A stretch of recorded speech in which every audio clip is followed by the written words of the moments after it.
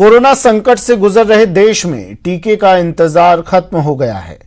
टीका तो देश को पहले ही मिल चुका था, अब वो तारीख भी तय हो गई जो है 16 जनवरी। इस दिन से टीकाकरण शुरू हो जाएगा। इस तारीख पर फैसला पीएम मोदी ने एक बैठक में लिया।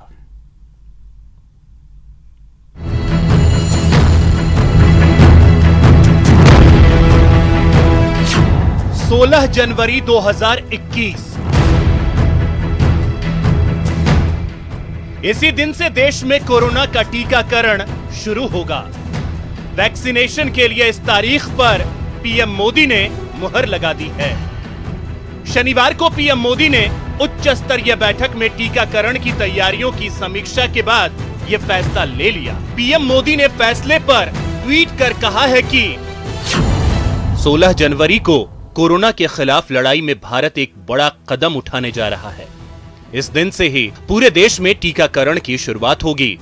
हमारे बहादुर डॉक्टरों, हेल्थ केयर वर्कर्स और सफाई कर्मचारी समेत अन्य फ्रंट लाइन वर्कर्स को प्राथमिकता दी जाएगी। बता दें, 16 जनवरी से होने वाले टीकाकरण में सबसे पहले करीब 3 करोड़ हेल्थ केयर और फ्रंट लाइन वर्करों को टीका लगाया जाएगा। इसके बाद 50 साल से ज्यादा उम्र के लोगों को कोरोना का टीका लगाया जाएगा। इसमें गंभीर बीमारी से पीड़ित 50 साल से कम उम्र के लोगों को भी टीका लगेगा।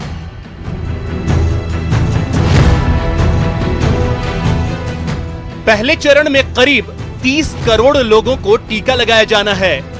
देश में इमरजेंसी यूज के लिए 2 वैक्सीन को मंजूरी पहले ही मिल चुकी है। इसमें सीरम इंस्टीट्यूट ऑफ इंडिया की कोविशील्ड और भारत बायोटेक की कोवैक्सीन शामिल है। टीकाकरण में कहीं कोई चूक न हो जाए, इसके लिए देश भर में कई बार टीकाकरण का ड्राई रन भी किया जा चुका है, जिसमें टीकाकरण को मॉनिटर करने के लिए CoWIN vaccine delivery management system का भी परीक्षण हुआ। कोविन ही वो डिजिटल प्लेटफॉर्म है जिसके जरिए टीका के ट्रांसपोर्टेशन से लेकर टीका लगने वाले तक को ट्रैक किया जाएगा। कोविन ऐप में पहले से रजिस्टर लोगों को ही टीका लगाया जाएगा। बताया जा रहा है कि इस ऐप पर 79 लाख से ज्यादा लोगों ने रजिस्ट्रेशन करवा भी लिया है। Bureau report, news 18 network. चलिए, तो सचिन शर्मा मेरे सहयोगी हमारे साथ सीधा जयपुर से जुड़ गए हैं। सचिन, सिर्फ 6 दिन और लोगों का इंतजार खत्म। क्या तैयारियां राजधानी में, प्रदेश भर में?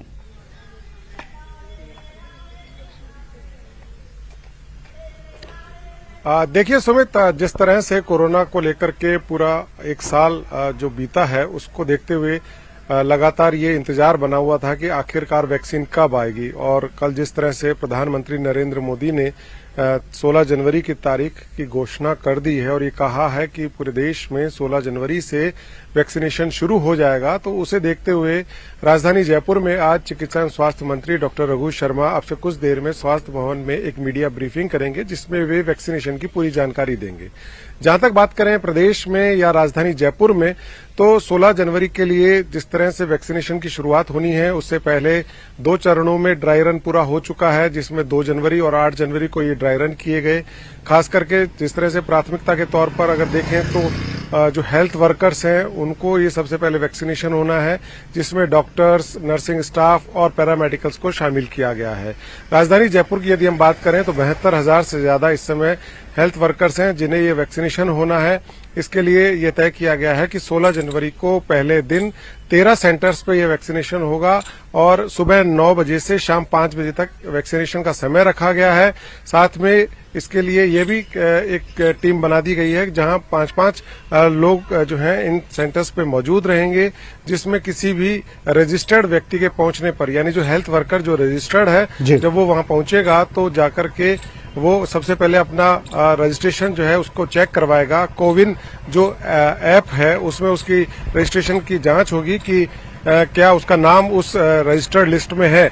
यदि उस व्यक्ति का रजिस्टर्ड लिस्ट में नाम है तो उस पर टिक लगाते हुए उसे आगे भेजा जाएगा, सैनिटाइज किया जाएगा, उसे मास्क दिया जाएगा और उसके बाद उसमें जो है ये उसको गाइडलाइन दी जाएगी किस तरह से उसे वैक्सीनेशन रूम में पहुंचना है। वहां पर वैक्सीनेटर्स मौजूद होंगे जिसमें डॉक्टर्स भी हो सकते हैं, नर्सिंग स्टाफ, एएनएम और एलएसएच जो है वो वैक्सीनेशन का काम करेंगे, जो वैक्सीनेटर कहलाएंगे। और फिर उसके बाद जब वैक्सीन लगा दी जाएगी उस रजिस्टर्ड व्यक्ति को, तो उसका एक बार फिर कोविन जो ऐप है उसमें उसका रजिस्ट्रेशन करते हुए उसे ऑब्जर्वेशन रूम में भेजा जाएगा, जहां एनाफाइलेक्टिक जो है उसको अगर जरूरत पड़ती है तो वो दी जाएगी, कहीं उसको रिएक्शन तो नहीं हो रही है। ठीक है, शुक्रिया सचिन तमाम जानकारी के लिए। सचिन मेरे सहयोगी जयपुर से हमारे साथ सीधा जुड़े और बता रहे थे एक एक प्रक्रिया किस तरह से वैक्सीन दी जाएगी, क्या कुछ प्रक्रिया रहने वाली है। कुछ देर बाद चिकित्सा मंत्री भी एक प्रेस ब्रीफिंग करेंगे, पत्रकारों से बातचीत करेंगे। 16 जनवरी से वैक्सीनेशन शुरू होगा, लेकिन प्रदेश में कहां कहां वैक्सीन लगेगी, किस किस को वैक्सीन लगेगी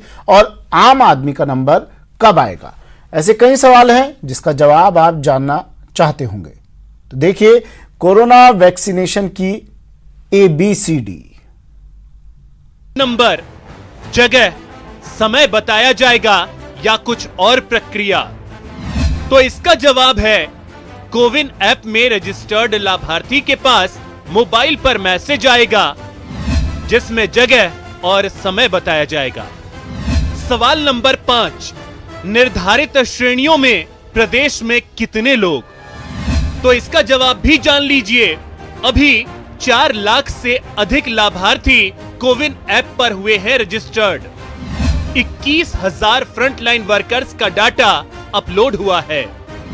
सभी श्रेणियों में करीब 1 करोड़ से अधिक लोगों को वैक्सीन लगाए जाने की संभावना है। सवाल नंबर 6, प्रतिदिन कितने लोगों को वैक्सीन दी जाएगी? तो इसका जवाब है हर सेंटर पर हर रोज 100 लाभार्थी को दी जाएगी वैक्सीन। सवाल नंबर 7, प्रत्येक श्रेणी को वैक्सीन देने में कितने कितने दिन लगेंगे? तो इसका जवाब बताएं। अभी समय तय नहीं है, लेकिन ज्यादा समय लगने की संभावना है। सवाल नंबर 8, कोरोना वैक्सीनेशन की पूरी प्रक्रिया पर कोविन ऐप के जरिए नजर रखी जाएगी। पहले चरण में होने वाले वैक्सीनेशन के लिए कोविन ऐप में सभी लाभार्थी हेल्थ वर्कर का डेटा अपलोड किया जा रहा है। बता दें कि इस ऐप के जरिए ही लाभार्थियों को वैक्सीनेशन के लिए मैसेज भेजा जाएगा, जबकि लाभार्थी वैक्सीनेशन से पहले भी कोविन ऐप में एंट्री करानी होगी।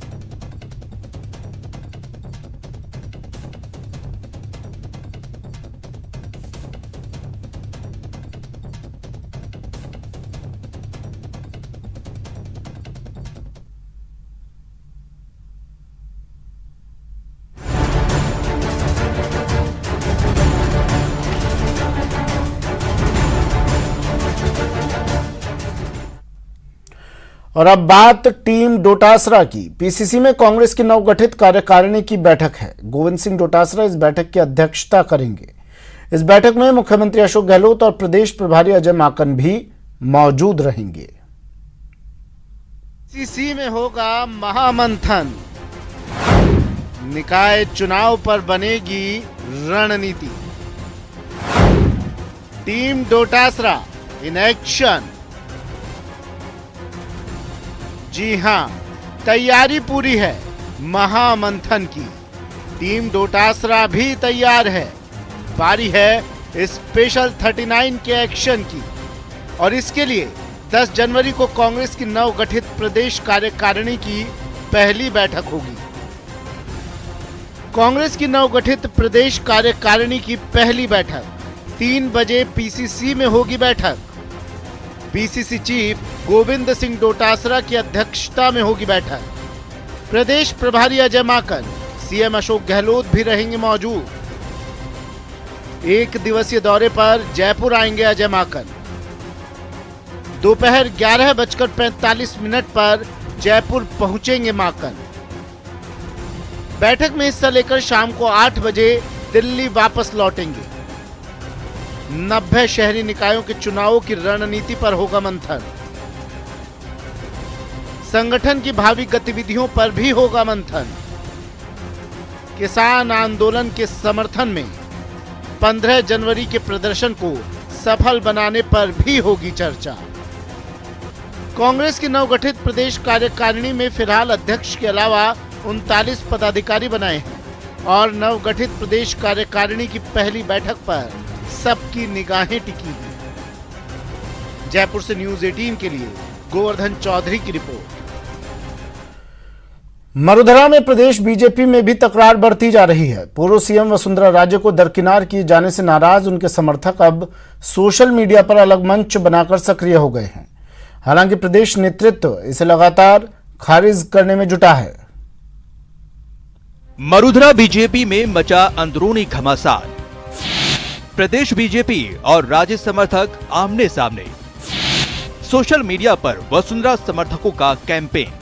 जनता पार्टी में तो गुटबाजी है नहीं, क्योंकि हम लोग बीजेपी के झंडे के नीचे उसके संविधान का मान करते हुए कमल के फूल के लिए काम करते हैं। सुना आपने, प्रदेश अध्यक्ष सतीश पूनिया का साफ कहना है कि बीजेपी में बिल्कुल गुटबाजी नहीं है और पार्टी के सभी नेता और कार्यकर्ता कमल के फूल के नीचे संगठन के लिए काम करते हैं।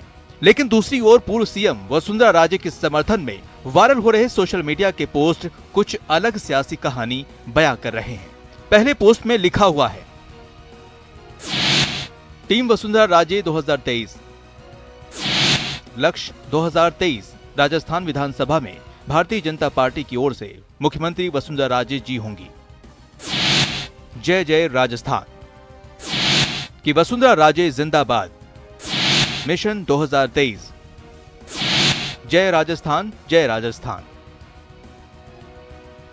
सोशल मीडिया पर इस तरह के पोस्ट वायरल होने के बाद प्रदेश बीजेपी नेता चिंतित हैं और पोस्ट से संबंधित पूरी जानकारी लेने की आवश्यकता बता रहे हैं कि अभी इसकी पूरी जानकारी की आवश्यकता है, क्योंकि अभी 1-2 दिन से ही सोशल मीडिया के माध्यम से इसकी चर्चा ज्यादा हुई है। कौन लोग हैं, किस तरीके के लोग हैं, उनकी नीयत क्या है। लेकिन कुल मिलाकर मुझे लगता है कि हमारा संगठन इतना बड़ा है कि जहाँ व्यक्ति का महत्व कम और संगठन का ज्यादा है, और हम इसलिए चाहे छोटा हो या बड़ा हो, हम सब लोग मिलकर पार्टी के झंडे के नीचे पार्टी की मर्यादा में काम करते हैं। बहुत अपरिचित से लोग यदि सोशल मीडिया पे कोई पोस्ट चलाते हैं तो मुझे लगता है कि पार्टी के लिए, संगठन के लिए कोई चुनौती भी नहीं है, और मुझे लगता है कि उसमें हमारी तरफ से कोई ज्यादा गंभीरता की आवश्यकता नहीं है। इन सोशल मीडिया पे जो पेज लेवल पे 2023 का लक्ष्य दिया गया, लक्ष्य में वसुंधरा राजे को सीएम प्रपोज किया जा रहा है कि लक्ष्य 2023 है और मुख्यमंत्री के तौर पर वसुंधरा राजे होंगी।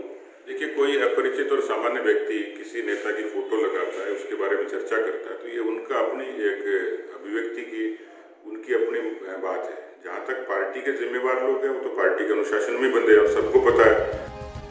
मरुधरा में सियासी चर्चाओं का बाजार गर्म है और कहा जा रहा है कि प्रदेश में वसुंधरा समर्थकों ने प्रदेश कार्यकारिणी का गठन करना शुरू कर दिया है और साथ ही सभी जिलों में अपना जिलाध्यक्ष बना रहे हैं।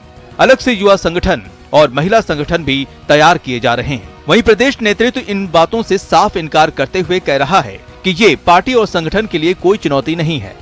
बहुत अपरिचित से लोग यदि सोशल मीडिया पे कोई पोस्ट चलाते हैं तो मुझे लगता है कि पार्टी के लिए, संगठन के लिए कोई चुनौती भी नहीं है, और मुझे लगता है कि उसमें हमारी तरफ से कोई ज्यादा गंभीरता की आवश्यकता नहीं है। हाल तक कांग्रेस की अंदरूनी राजनीति पर चुटकी लेने वाले प्रदेश बीजेपी नेताओं की वसुंधरा के समर्थन में सोशल मीडिया पर सियासी पोस्ट देखकर नींद उड़ी हुई है और प्रदेश के बड़े नेता डैमेज कंट्रोल में जुटे हुए हैं। सुधीर शर्मा, न्यूज 18 राजस्थान, जयपुर। खबर बाड़मेर से। बाड़मेर में जीजा साली का रिश्ता शर्मसार हो गया। एक शख्स ने शादी का झांसा देकर अपनी साली के साथ कई दिनों तक बलात्कार किया। कहीं वो शॉल से अपने चेहरे को छुपाती है तो कहीं वो सुबुक सुबुक कर रोने लगती है। यकीन करना मुश्किल है, पर जानकर भी यकीन कैसे न किया जाए, कैसे न यकीन किया जाए कि इसकी आबरू को छलनी करने का दुस्साहस खुद इसके जीजा ने किया है। जब जीजा की नीयत बदली तो दे डाला संगीन गुनाह को अंजाम, लव, सेक्स और प्रेग्नेंट। इस हैरत अंगेज दास्तां पर आखिर कैसे न यकीन किया जाए कि शादी के नाम पर जीजा इसे रंगीन सपने दिखाता रहा और उसकी आड़ में इसे गर्भवती बना डाला। यकीनन ये दास्तान दर्दनाक भी है और हैरत अंगेज भी। जीजा अपनी ससुराल में रह रहा था, इसी दरमियान उसकी नजर नाबालिग साली पर जा टिकी। पहले बहलाया, फिर प्रेम जाल बनाकर शादी के हसीन सपने दिखाए। आखिर में बाड़मेर से 1037 किलोमीटर की दूरी तय कर इसे पुणे ले गया। ये तो मामला नाबालिग बच्ची को उसका जीजा ही शादी करने की नीयत से बहला फुसला कर ले गया था और उस पर मुकदमा दर्ज हुआ। लोकेशन के हिसाब से उसका लोकेशन पुनः आया। 9 दिसंबर 2020 गिड़ा थाना बाड़मेर। इसके बाद पीड़ित परिवार ने थाने का रुख किया। हरकत में आई पुलिस ने मामले की जांच शुरू की। आरोपी के मोबाइल लोकेशन को ट्रेस कर उस तक पहुंचने की कोशिश की गई। कोशिश कामयाब रही। लोकेशन के हिसाब से उसका लोकेशन पुनः आया, इसलिए उस भगवैया को दस्तयाब करके यहाँ लाए गए। आज रेप संबंधी मेडिकल करवाया है। पुलिस ने नाबालिग युवती को तो बरामद कर लिया, लेकिन आरोपी फरार हो गया। पुलिस आसपास के इलाकों में दबिश दे रही है। दावा है कि जल्द आरोपी गिरफ्तार कर लिया जाएगा। न्यूज़ 18 राजस्थान के लिए बाड़मेर से प्रेमदान की रिपोर्ट। चलिए बुलेटिन में फिलहाल इतना ही। दीजिए इजाजत। नमस्कार।